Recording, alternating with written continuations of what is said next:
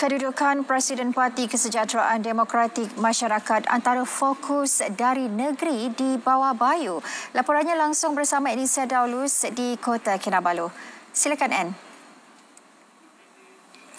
Ya, Zahira, Presiden Parti Kesejahteraan Demokratik Masyarakat KDM, Datuk Peter Anthony mempunyai 14 hari untuk mengambil sebarang tindakan perundangan sebelum kehilangan kelayakan sebagai adun melalap secara automatik. Speaker DUN Sabah Datuk Kazim M. Yahya berkata, tempoh itu bermula semalam selepas Mahkamah Rayuan mengekalkan sabitan dan hukuman ke atas adun berkenaan atas kesalahan memalsukan dokumen. Mahkamah Rayuan semalam mengekalkan sabitan dan hukuman yang dijatuhkan Mahkamah Session Kuala Lumpur pada Mei 2022 terhadap Datuk Peter 54 tahun iaitu penjara 3 tahun serta denda RM50,000 kerana memalsukan dokumen berhubung kontrak kerja penyelenggaraan dan perkhidmatan di Universiti Malaysia Sabah UMS 11 tahun lepas. Datuk Kazim berkata status adun melalap itu akan diputuskan setelah kesemua peruntukan undang-undang yang berkaitan telah dipenuhi. Not technically, because under the provision, as I said, the provision, there is another 14 days for him to exhaust other legal avenues. So it's up to him to exhaust it within the 14 days. If within the 14 days it's up and has exhausted it, all the legal avenues, then it will be vacated automatically. Beliau ditemui media dalam sidang media khas di bangunan DUN Sabah. Mengikut Perkara 17-1-I Perlembagaan Negeri Sabah, mana-mana adun disabitkan atas kesalahan oleh mahkamah di persekutuan dan dihukum penjara untuk tidak kurang setahun atau denda tidak kurang RM2,000 akan hilang kelayakan sebagai seorang adun. Namun peruntukan itu hendaklah dibaca bersama dengan peruntukan-peruntukan lain di bawah Perlembagaan Negeri Sabah yang berkaitan dengan kehilangan kelayakan seorang ahli DUN. Menurut Datuk Kazim, tidak ada keperluan pilihan raya kecil diadakan berikutan DUN Sabah dijangka dibubarkan dalam masa terdekat. Penganjuran bicara santai nafas baharu Ramadan, anjuran Kementerian Kesihatan KKM wajar diperluas di seluruh negeri ini. Langkah itu bagi memberi kesedaran kepada masyarakat mengenai bahaya rokok dan rokok elektronik. Pembantu Menteri kepada Ketua Menteri Datuk Nizam Abu Bakar Titingan berkata, orang ramai terutama umat Islam yang mengalami kesukaran berhenti merokok perlu memanfaatkan program ini agar dapat meninggalkan tabiat merokok dengan berkesan. Berharap agar program ini dapat diteruskan di masa-masa akan datang dan saya melihat bahawa selain daripada maklumat-maklumat berkaitan tentang bahaya rokok, program ini seperti ini juga dapat merapatkan lagi engagement pejabat kesihatan bersama komuniti.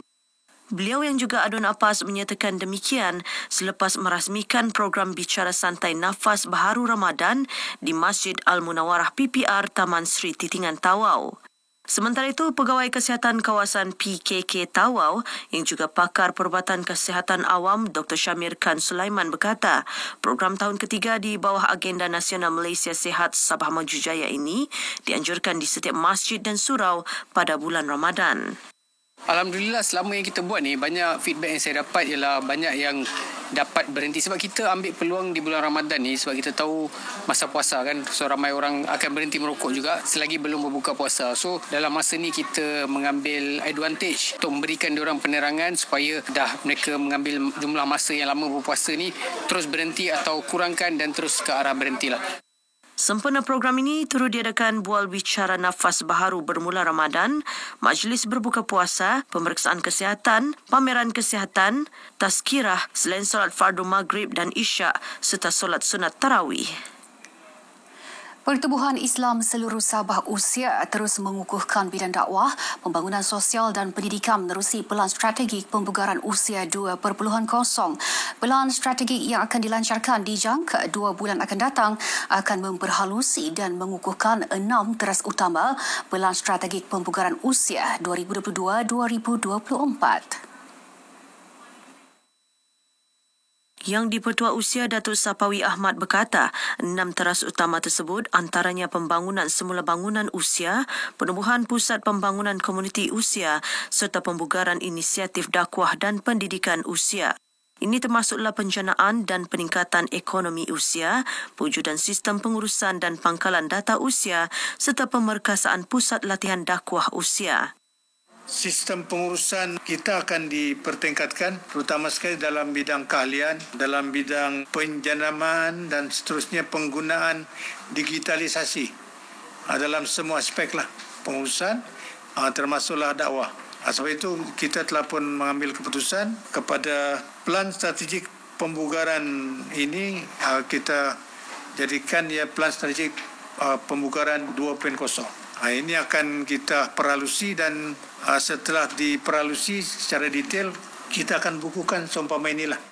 Datuk Sapawi menyatakan demikian dalam sidang media bengkel Pelan Strategik Pembugaran Usia 2.0. Mengenai pembangunan semula bangunan usia di Sembulan, Datuk Sapawi memberitahu pembangunan telah mencapai 40%, manakala pusat pembangunan usia di Tanjung Aru telah siap sempurnanya dan telah beroperasi hujung tahun lepas. Program Inisiatif Penghijauan Lestari Aspirasi Negeri Taman Terindah iPlant langkah penting ke arah pemeliharaan hutan paya gambut Borneo. Pelaksanaannya di Pusat Luar Hutan Paya Gambut Clears Beaufort menyasarkan penanaman 1.3 juta pokok dan tumbuhan menjelang tahun 2033. Muhammad Raid Wafin Roslan ada butirannya.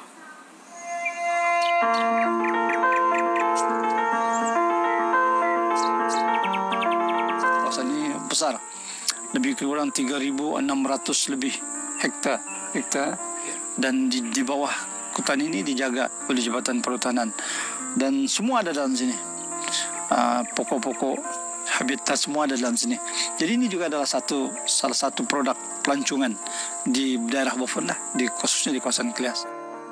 Penanaman pelbagai jenis pokok menerusi program anjuran Kementerian Kerajaan Tempatan dan Perumahan Sabah dengan kerjasama pelbagai pihak ini mampu memulihkan ekosistem hutan yang terjejas.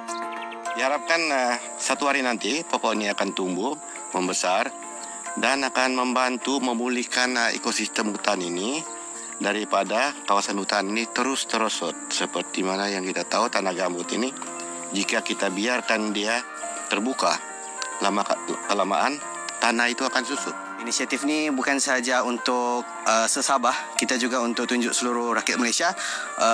Usaha tu masih ada di state level dan insyaAllah ada juga di seluruh Malaysia untuk menghidupkan balik kawasan paya-paya dan juga menghidupkan perhutanan di Malaysia.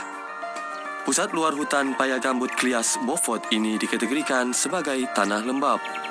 Tanah lembap berfungsi melindungi pinggir pantai, mengurangkan hakisan dan menjadi habitat bagi hidupan akuatik. Memandangkan kita, dunia kita, lapisan ozon dia semakin menipis. Jadi bagi saya, kalau kita tanam lagi banyak pokok hijau-hijauan, dia akan menebalkan lagi lapisan ozon. Kita berharap agar apa yang kita mulakan pada hari ini, apa yang sudah kita tanam pada hari ini, akan menjadi warisan kepada anak-anak kita pada masa akan datang. Hutan Paya Gambut Borneo menjadi kawasan perlindungan lebih 60 spesies haiwan terancam termasuk burung yang berhijrah. Selain itu, sejumlah 927 spesies tumbuhan berbunga dan pakis turut direkodkan terdapat di kawasan berkenaan. Justru pelaksanaan program iPlan ini merupakan antara usaha penting ke arah pemeliharaan hutan paya bakau untuk warisan generasi akan datang. Muhammad Raid Wafin Roslan, RTM.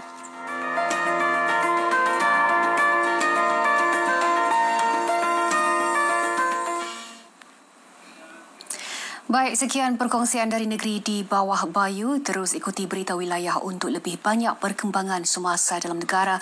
Kembali bersama Zahira. Dari sungai hingga segara, Palestin pasti merdeka. Zahira. Baik, terima kasih, Anne.